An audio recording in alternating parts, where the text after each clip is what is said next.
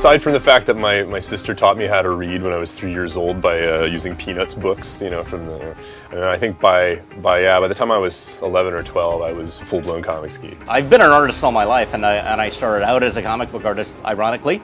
I was a penciler for many years, and I started out at DC, worked for Image and Event and a whole bunch of companies over the years. So somehow I kind of transitioned into video games, and here I am. There's always been a kind of natural alignment between the sort of stories that we're telling in games and the kinds of stories that comics can do super well. You know, video games are kind of in the moment. And so character development is always a tough thing. And with comic books, it's the perfect forum for it. As far as Splinter Cell is concerned, you know, you've got this incredible, rich, elaborate, sometimes even Byzantine geopolitical world that Sam Fisher needs to navigate and sneak his way through. You know, we get a chance to see different parts of his life and his career. People have this sense that there's some history there. And even people who haven't necessarily played all the Splinter Cell games know that this is a character who has some backstory. He's been around the block a few times. When this project came about, we set out to look for artists and writers, and we basically looked for guys that we liked. In order to get the best possible product on the comics pages, we needed guys who were at the top of their game,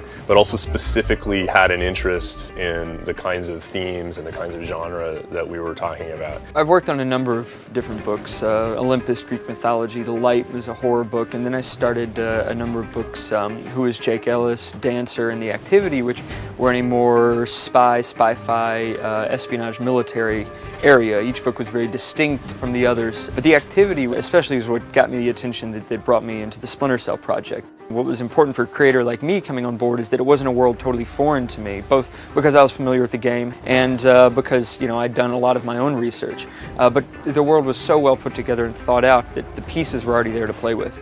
If you look at Nathan's work on projects like Who's Jake Ellis, The Activity, Dancer, he clearly understands that world. He clearly understands those characters in a way that's incredibly honest and authentic. They told us we want an original story.